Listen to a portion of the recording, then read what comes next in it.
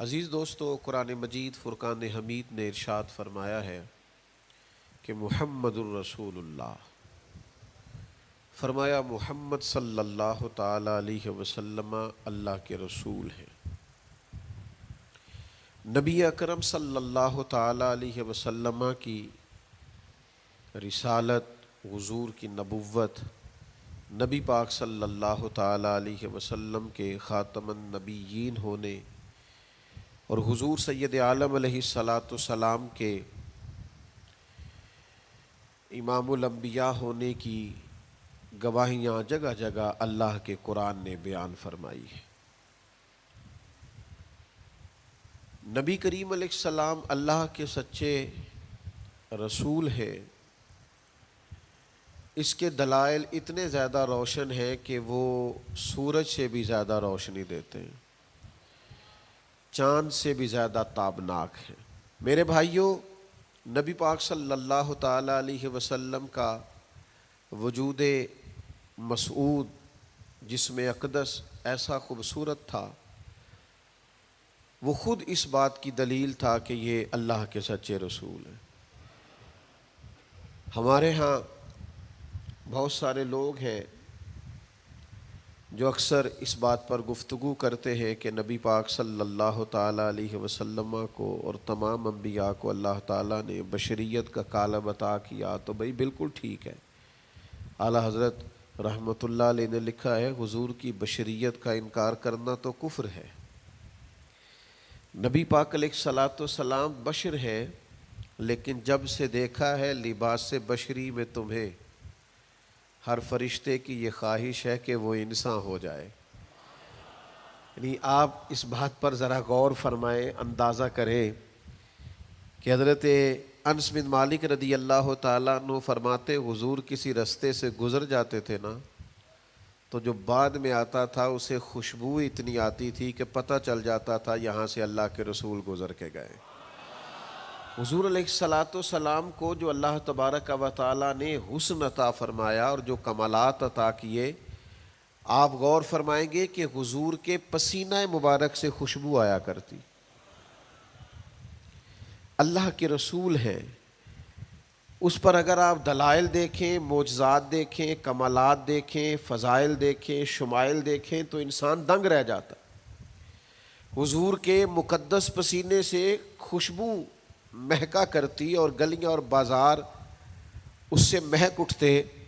حضرت عتبہ رضی اللہ تعالیٰ عنہ صحابی ہیں، 4 بیویاں تھیں، وہ کہتی ہیں کہ ہم ایک سے ایک بڑھ کے خوشبو استعمال کرتی تھی، لیکن سمجھ نہیں آتی تھی کہ ہمارے شوہر کون سی خوشبو لگاتے ہیں۔ ہم باوجود کوشش کے، باوجود ہمت کے اور باوجود تجسس کے وہ خوشبو نہیں پاتی تھی۔ تو ایک دن ہم چاروں نے فیصلہ کیا کہ ان سے پوچھ ہی نہ لیں وہ کون سی خوشبو لگاتے ہیں۔ تو ہم نے پوچھا کہ بتائیے، تو کہنے لگے میں نے تو کبھی لگائی نہیں۔ تو ہم نے کہا بھئی آپ ایسے تو دعویٰ نہ کیجئے، ہم نے پوری جد و جہد کر لی، اور پھر عورتوں کا چیزوں کو تلاش کرنا یہ تھوڑا انفرادی بھی ہوتا ہے، ہمیں وہ رنگ نہیں ملا خوشبو کا، وہ انداز جو آپ کا ہے۔ تو فرمانے لگے اصل بات یہ ہے کہ میرے کمر پر کچھ تکلیف ہو گئی تھی، کچھ ایسی چیزیں ابھر آئی تھی جو تکلیف کا باعث تھیں، تو میں پھر حاضر ہوا رسول پاک کی بارگاہ میں۔ تو نبی کریم علیہ السلام نے فرمایا کرتا ہٹائیے گا، تو میں نے کچھ کرتا ہٹایا تو کریم نے دست مبارک پھیرا، بس ظلمت کو ان کے نور نے کافور کر دیا، جس پر پڑی نظر اسے بھی نور کر دیا۔ تو محمد صلی اللہ تعالی علیہ وسلم اللہ کے رسول ہیں، اس پر اتنے دلائل ہیں، یہ اتنا آفتاب سے روشن مسئلہ کہ یعنی آپ شمار کرتے جائیں، آپ گنتے جائیں، آپ سیرت کو پڑھتے جائیں، آپ فضائل کو پڑھتے جائیں، کمالات کو پڑھتے جائیں، تو مرحوم اعظم چشتی کا ایک جملہ اتنا فٹ آتا ہے کہ یہ سارا مضمون اس میں سمٹ جاتا ہے۔ وہ کہتے ہیں تیری حیات پاک کا ہر لمحہ پیغمبر لگے، یعنی لمحہ لمحہ بتاتا ہے کہ آپ اللہ کے سچے رسول ہیں۔ ایک ایک گزرنے والی گھڑی بتاتی ہے کہ آپ اللہ کے سچے رسول ہیں۔ حضور کا مسکرانا بھی بتاتا ہے کہ سچے رسول ہیں۔ نبی پاک علیہ السلام کا دیکھنا بھی بتاتا ہے کہ حضور اللہ کے سچے رسول ہے۔ حضور تو کسی پر جلال بھی کر دینا تو بھی پتہ چلتا ہے اللہ کے سچے رسول ہیں۔ یعنی حضور علیہ الصلاۃ والسلام کھانا تناول فرمائیں یا آرام فرمائیں، آپ ذرا یہ انوکھا پن ملاحظہ فرمائیے گا، یہ انداز ذرا دیکھیے گا کہ ایک صحابی نے آ کے عرض کی یا رسول اللہ صلی اللہ تعالیٰ علیہ وسلم میری بیٹی کی شادی ہے تو خوشبو کی بڑی ضرورت ہے، تو مہربانی فرمائیں کرم نوازی کریں۔ عرب شریف کے اندر خوشبو بڑی مہنگی ہوتی تھی، آج بھی وہاں خوشبو بڑی مہنگی ہے اور خوشبو کا استعمال بھی بہت زیادہ ہے۔ تو اس صحابی نے آ کے عرض کی یا رسول اللہ صلی اللہ تعالیٰ علیہ وسلم خوشبو مل جائے، میری بیٹی کی شادی ہے۔ تو حضور علیہ السلام نے فرمایا ایک لکڑی لے آؤ اور ایک بوتل ایک شیشی لے آؤ۔ وہ لے کے آئے تو محبوب نے نا لکڑی کے ساتھ اپنا پسینہ تیری حیات پاک کا ہر لمحہ پیمبر لگے، حضور نے وہ پسینہ مبارک اتار کے اس شیشی میں ڈال دیا، فرمایا جا جا کے استعمال کر، اللہ تبارک و تعالی بہترین خوشبو عطا کرے گا۔ حضور علیہ الصلاۃ والسلام کا سارا وجود نور، یعنی ہمارے ہاں کسی آدمی کے منہ سے تھوک نکلے یا لعاب نکلے تو لوگ اس سے گھن محسوس کرتے ہیں، جگہ جگہ لکھا ہوتا ہے تھوکنا منع ہے، لیکن نبی کریم اگر لعاب دہن لگا دینا مولا علی کی آنکھوں پر تو شیر خدا فرماتے ہیں مجھے پہلے سے بھی زیادہ بہترین نظر آنا شروع ہو جاتا ہے۔ اللہ کے محبوب صلی اللہ تعالیٰ علیہ وآلہ وسلم کے پورے وجود نور کو جیسے جیسے دیکھتے جائیں محسوس ہوتا ہے کہ تیری حیات پاک کا ہر لمحہ پیمبر لگے۔ حضرت عبداللہ ابن سلام رضی اللہ تعالیٰ عنہ فرماتے میں گفتگو کرنے آیا تھا، حضور علیہ الصلاۃ والسلام کے دین کے بارے میں کچھ معلومات کرنے آیا تھا، اور میں تورات کو پڑھنے والا تھا، اہل یہود کے علماء میں سے آپ کا شمار ہوتا تھا، اپنے کچھ لوگوں کے ساتھ آئے۔ فرماتے ہیں نبی کریم صلی اللہ تعالیٰ علیہ وسلم اونٹنی پر تشریف فرما تھے اور صلہ رحمی کے متعلق کچھ گفتگو کر رہے تھے۔ میں نے حضور کی گفتگو سنی۔ محبوب کا لباس مبارک مہنگا نہیں ہوتا تھا پر نہایت ہی اجلا ہوتا تھا، نہایت سادہ ہوتا تھا، نہایت باکمال ہوتا تھا۔ فرماتے میں نے اونٹ پر بیٹھے ہوئے محبوب کے لباس کا، بات کرنے کا، نفاست کا، ہاتھ اٹھانے کا وہ انداز دیکھا، اور جھکی جھکی نظریں اور معصوم لہجہ اور گفتگو میں سلاست اور روانی اور ٹھہرے ٹھہرے جملے اور لفظوں کا وہ ایک خوبصورت ریدھم۔ فرماتے ہیں وہ سارے انداز میں نے دیکھے تو میں جو بات کرنے آیا تھا مجھے بھول ہی گئی، لباں تے موہراں لگیاں، بولن دی جاچ ہی بھول گئی، ایتھے زباناں تائیں کھولن دی جاچ بھول گئی۔ فرماتے ہیں میں کوئی بات ہی نہ کر سکا، جیسے ہی محبوب کے قریب گیا میں نے فوراً عرض کیا مجھے کلمہ پڑھا دے، میں مسلمان ہونا چاہتا ہوں۔ یہ آج جو لوگوں کی طبیعتیں الجھ سی گئی ہیں نا، آج یہ جو بے شمار باتیں، بے شمار گفتگو، سوشل میڈیا کا بے دریغ اور بے ہنگم استعمال اور ذہن کو ہر وقت تھکائے رکھنا اور طبیعت کو ہر وقت اوور تھنکنگ کرتے کرتے اپنے آپ کو پریشان کر دینا، یہ جو ساری بے چینی ہے، یہ جو سارا اضطراب ہے، یہ جو ساری ہماری طبیعتیں الجھ سی گئی ہیں، ہر آدمی کو دوسرا دشمن نظر آتا ہے اور ہر ایک کو دوسرا اپنا مخالف دکھائی دیتا ہے، اور معاشرے کے اندر بسنے والا ہر آدمی لالچی دکھائی دیتا ہے، محسوس ہوتا ہے سارے شہرت کے لیے لگے ہوئے ہیں، سارے اقتدار کی جنگ لڑ رہے۔ یہ جو ہماری ساری بدگمانیاں ہیں اس کی بنیادی وجہ یہ ہے کہ ہم ادھر ادھر تو کھل کے دیکھتے ہیں، اپنے محبوب کی بارگاہ کی طرف نہیں دیکھتے۔ ہم جب حضور علیہ السلام کی پرکیف شخصیت کو دیکھیں گے، فضائل دیکھیں گے، کمالات دیکھیں گے، معجزات دیکھیں گے، نعت پاک کی طرف توجہ کریں گے، اخلاق عالیہ کو دیکھیں گے، حسن کردار کو دیکھیں گے، دنیا میں وہ لوگ بڑے عظیم ہوتے ہیں جو نبی پاک علیہ الصلاۃ والسلام کی محبت میں پوری طرح محو ہو جاتے ہیں۔ آپ یقین کریں جو دروازہ رسول تک پہنچ جاتے ہیں ان کا سفر ہی ختم ہو جاتا ہے، جو حضور کی بارگاہ تک پہنچ جاتے ہیں ان کے ذہن کی مشقت پھر ختم ہو جاتی، انہیں منزل نصیب ہو جاتی. وہ لوگ اس طرح کے ہو جاتے ہیں کہ اب زندگی میں ایک ٹھہراؤ آ گیا، اب سکون نصیب ہو گیا، اب اطمینان قلبی مل گیا، اب مقصود ہاتھ آ گیا ہے، منزل مل گئی ہے. نوجوانوں بہت زیادہ نہ الجھا کرو یار، بہت زیادہ پریشان نہ ہوا کرو. جب دل بڑا گھبرا جائے نا تو اپنے نبی پاک کی سیرت کو پڑھا کرو، حضور کے احوال شریفہ کا مطالعہ کیا کرو، ان کے حسن کی بات دیکھا کرو، جمال کی بات دیکھا کرو، کمال کی بات دیکھا کرو، محبوب کے بانٹنے کا انداز دیکھا کرو، نوازنے کا انداز دیکھا کرو، نبی پاک کا دشمنوں کو معاف کرنے کا رنگ دیکھا کرو، حضور کا عطا کر دینے کا انداز دیکھا کرو. معاشرے میں، سوسائٹی میں ہر طرف بے راہ روی ہے، سارے دشمن ہیں، لیکن محبوب تبلیغ بھی اطمینان سے کرتے ہیں، ان کو دعوت توحید بھی مطمئن ہو کے دیتے ہیں، اور جب ان کے لیے دعا کرتے ہیں تو پھر بھی پوری دل جمی کے ساتھ دعا کرتے ہیں. یہ خاص ٹھہراؤ آپ کو حضور کی بارگاہ تک جانے میں ملے گا. ہم نا رسمی سی محفل کرتے ہیں، رسمی سا میلاد، رسمی سا معراج، رسمی سی سیرت، رسمی سی باتیں. وہ جو خاص ایک کیفیت ہوتی ہے نا امتی کی، پوری طرح محبوب کے قدموں سے جڑ جانا، یہ والہانہ پن کبھی ملے نا، والہانہ پن. یعنی حضرت طلحہ بن برا رضی اللہ تعالیٰ عنہ کی نبی کریم سے ملاقات ہوئی، حضور سے ملے اچانک، اور دوڑ کے جا کے نا تو نبی پاک کے قدموں سے لپٹ گئے، اور پھر لپٹے ہیں، اور والہانہ انداز ہے، اور وارفتگی دکھا رہے ہیں، اور عشق کا مظاہرہ کر رہے ہیں. اور پھر اسی درد اور تڑپ میں عرض کرنے لگے، حضور مجھے کوئی حکم کرے، میں فوراً تعمیل ارشاد کروں گا، کچھ فرما دیں.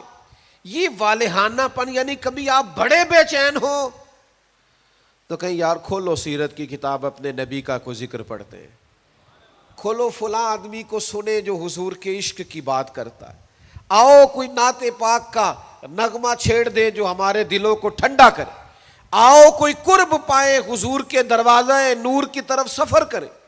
ہم کہاں الجھے ہوئے ہیں، کہاں سکون تلاش کر رہے ہیں، کہاں ہم نے اپنے آپ کو الجھا دیا ہے، کن بے معنی اور بے مقصد باتوں میں ابحاث اور بحثیں کر کر کے اپنے آپ کو پریشان کیے ہوئے ہیں.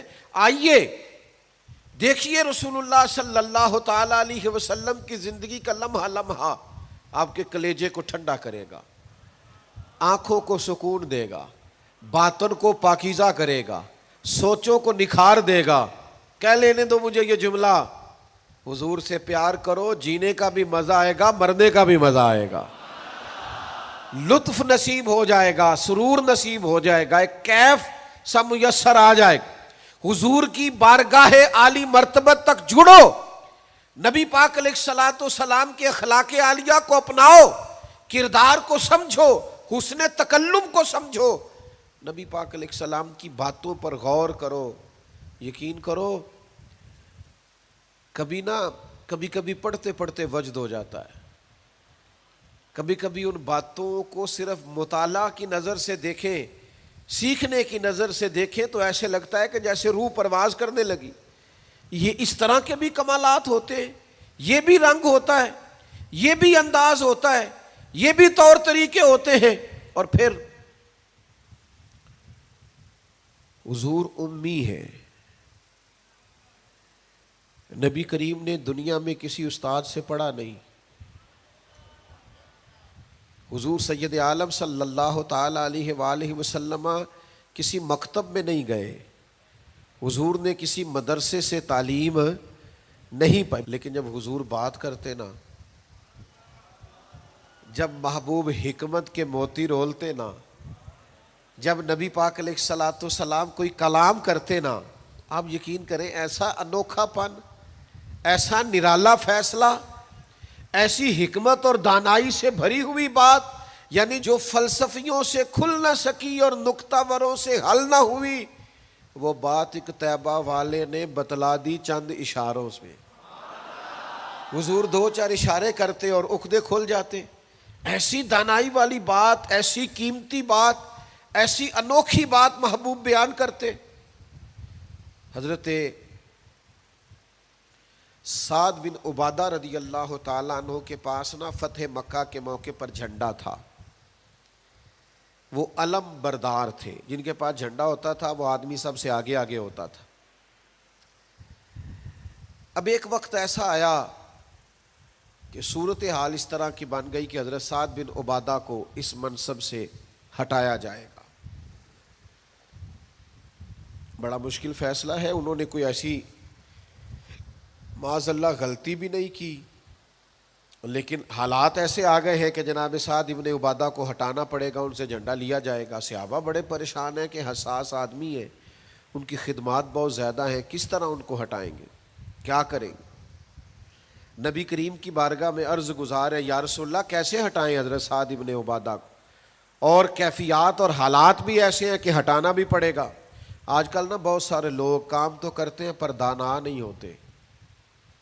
جذباتی فیصلے، جذباتی باتیں، ایموشنل گفتگو، وقتی طور پر چیزوں کو بہتر کرنا، اور بس وقتی طور پر آج گزارا ہو کل دیکھی جائے گی، لیکن چیز کی گہرائی تک، اس کی اصل تک نہیں اترتے، اس کے سارے لوازمات کو نہیں دیکھتے، قبل از وقت منصوبہ بندی نہیں کرتے. ہمارا مزاج نہیں ہوتا، ہم ٹھہراؤ اپنی زندگی میں نہیں لاتے. نبی پاک چونکہ اللہ کے رسول ہیں، ہر لمحہ حضور کا پیغمبر لگتا ہے. اب حضرت سعد ابن عبادہ کو ہٹانا ہے اور ان کی جگہ کسی اور کو مقرر کرنا ہے، اور بندہ بھی بڑا حساس ہے اور بات بھی کوئی ایسی نہیں، تو کیا کریں. پتہ ہے نبی کریم علیہ السلام نے کیا کیا؟ حضور فرمانے لگے کوئی پریشانی نہیں، ہٹا دیتے سعد ابن عبادہ کو. حضور نے بلایا، فرمایا سعد میرا ارادہ بنا ہے کہ جھنڈا آپ سے لے لیا جائے. حضرت سعد ابن عبادہ نے ابھی گردن جھکائی تھی تو حضور فرمانے لگے میرا ارادہ ہے آپ سے لے کے آپ کے بیٹے کو دے دیا جائے. جو فلسفیوں سے کھل نہ سکا، جو نکتہ وروں سے حل نہ ہوا، وہ راز طیبہ والوں نے بتلا دیا چند اشاروں میں. اور تیرے آگے ہے یوں دبے لچے فصحاء عرب کے بڑے بڑے، کوئی جانے منہ میں زبان نہیں بلکہ جسم میں جان نہیں. ایسا کمال فیصلہ، ایسا انوکھا فیصلہ. اچھا جس فیصلے سے وہ پریشان ہو سکتے تھے نا کہ مجھے ہٹایا جا رہا ہے، جب انہیں پتہ چلا نا کہ میری جگہ پہ میرا بیٹا آ رہا ہے، وہ اتنا خوش اپنے جھنڈا اٹھانے پہ نہیں تھے جتنا اپنے بیٹے کے جھنڈا اٹھانے پہ راضی ہو گئے. ان کی طبیعت مچل گئی. نبی پاک صلی اللہ تعالی علیہ وسلم کے پیغمبر ہونے پر، نبی ہونے، ایسے دلائل، ایسے کم، آپ جس زاویے سے دیکھیں ششدر رہ جائے گی، حیران رہ جائیں گے، پیار ہو جائے گا. کچھ ایسے مصنفین بھی گزرے ہیں معاذ اللہ ثم معاذ اللہ، جو مسلمان نہیں تھے، غیر تھے، کلمہ نہیں پڑھتے تھے، معاذ اللہ استغفر اللہ، نقل کفر نہ باشد، تنقید کی اینک لگا کے انہوں نے حضور کی سیرت کو پڑھا، لیکن اس نظر سے پڑھا پھر بھی مدینے والے کے غلام ہو گئے. یہ کہنے پر مجبور ہو گئے کہ نہ بھائی ایسا کوئی محبوب کہیں ہوگا نہ کہیں ہے، بیٹھا ہے چٹائی پہ مگر عرش نشیں ہے.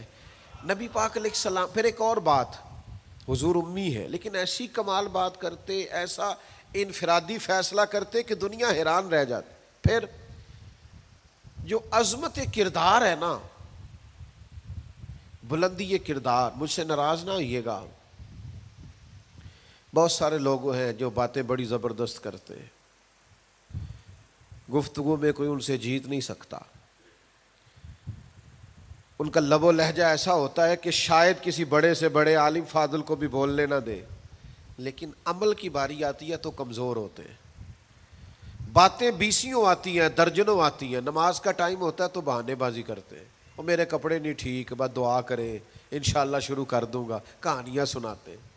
کیوں اتنے بھولے بنتے ہیں؟ ہمیں سمجھ آتی ہے کہ آپ گفتار کے غازی ہیں، آپ باتوں میں صرف ساری چیزیں سیدھی رکھتے ہیں، آپ اس جگہ پہنچ ہی نہیں پا رہے. عمل، کردار، یہ بھی ایک مبلغ ہوتا ہے. آپ کا کردار بھی تبلیغ کرتا ہے، آپ کا لب و لہجہ بھی. حضرت امام جعفر صادق رضی اللہ تعالیٰ عنہ سے ایک شخص نے کہا تھا میں دین کی تبلیغ کرنا چاہتا ہوں، مجھے بتایا کیا کروں؟ تو امام جعفر صادق رضی اللہ تعالیٰ عنہ فرمانے لگے دین کی تبلیغ کرنی ہے تو بڑا آسان نسخہ ہے، دین پہ عمل کرنا شروع کر دے، تبلیغ ہونی شروع ہو جائے گی۔ لیکن ہم نا عمل کی دنیا میں بڑے کمزور ہوتے ہیں، قربان جائیں۔ حضور علیہ الصلوۃ والسلام نے جس معاشرے میں آنکھ کھولی تھی وہ جہلاء کا معاشرہ تھا، ظلم تھا، ستم تھا، بربریت تھی۔ ان لوگوں کی سوچیں، ان کی باتیں، ان کا ظالمانہ مزاج بڑا انوکھا تھا۔ لیکن کمال کی بات ہے نا، چاروں جانب لوگوں کا مزاج ظالمانہ تھا، لیکن محبوب کو اللہ نے رحمت بنا کے بھیجا۔ ہر طرف لوگ ناانصافی کی بات کرتے تھے، لیکن محبوب نے انصاف کے بول کو ہمیشہ بالا رکھا، اس ترازو کو ہمیشہ بلند رکھا۔ ہر طرف لوگ حق کھا جاتے تھے، لیکن محبوب نے فرمایا حق کھایا نہیں جائے گا، حق دلایا جائے گا۔ کردار دکھایا، کردار۔ وہ جو تیری جان کے دشمن ہیں وہ بھی کہتے ہیں، وہ جو تیری جان کے دشمن ہیں وہ بھی کہتے ہیں امین تو ہے، صداقت کی آبرو تو ہے۔ دشمن بھی کہتے ہیں سچے تو بہرحال ہیں، امانت دار تو بہرحال ہیں، غلط بات تو بہرحال نہیں کرتے۔ یعنی دشمن بھی اگر اٹھ کے گواہی دے کہ اگر کسی نے کمال دیکھنا ہے تو آمنہ کے لال کو جا کے دیکھو، اگر کسی نے انصاف دیکھنا ہے، اگر کسی نے دھرتی پہ حسن دیکھنا ہے تو عبداللہ کے در یتیم کو دیکھو۔ وہ بھائی آپ سمجھے نا، عظمت کردار کے وہ موتی جو حضور نے عطا کی۔ دیکھیے باہر والوں نے جب دلیلیں مانگی تو حضور نے معجزات دکھائے، اور جب اپنوں نے دلیلیں مانگی، مکے والوں نے، قریش والوں نے، اپنے قبیلے والوں نے دلیل مانگی، آپ نبی ہیں تو دلیل کیا ہے؟ تو اللہ کا قرآن کہتا ہے کہ محبوب نے کہا فَقَدْ لَبِثْتُ فِيكُمْ عُمَرًا مِّن قَبْلِهِ أَفَلَا تَعْقِلُونَ، اور میں نے تمہارے بیچ عمر گزاری ہے ساری، تمہیں عقل نہیں؟ میں کوئی باہر سے نہیں آیا، میں نے 40 سال تمہارے اندر گزارے ہیں۔ میرے جیسا کوئی سچا ہے تو دکھاؤ، کوئی دیانتدار ہے تو دکھاؤ، کوئی پاکیزہ مزاج ہے تو دکھاؤ، کوئی اس طرح کا ستھرا ہے تو دکھاؤ، کوئی اس طرح کا مزکی ہے تو دکھاؤ۔ تمہارے بیچ میں نے وقت گزارا ہے۔ باقیوں کو نبی پاک نے معجزات بطور دلیل دیے، اور جب اپنوں نے دلیل مانگی تو حضور نے فرمایا میری سیرت دیکھ لو، میرا کردار دیکھ لو، میرے شب و روز دیکھو۔ فقط لبثت فیکم عمرا من قبل، میں نے اس سے پہلے عمر کا حصہ تمہارے بیچ گزارا ہے۔ افلا تعقلون، تمہیں عقل نہیں؟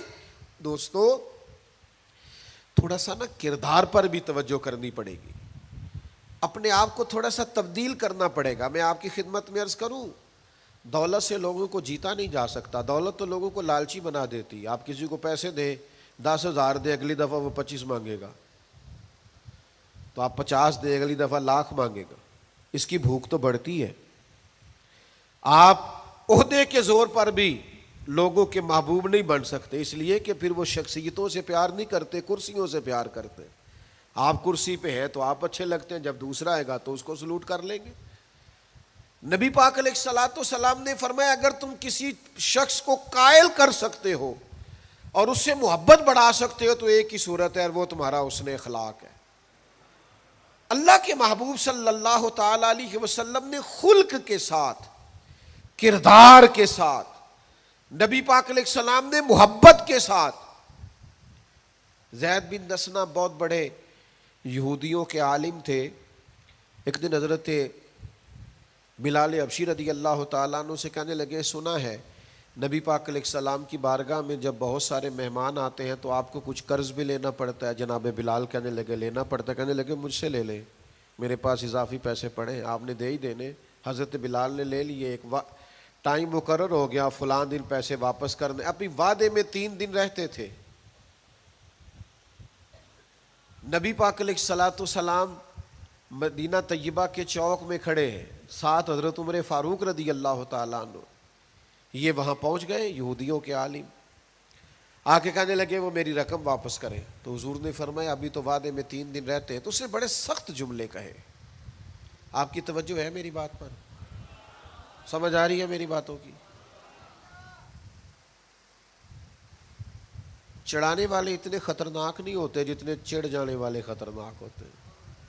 اتنی جلدی کسی کی باتوں سے چڑا نہ کرے.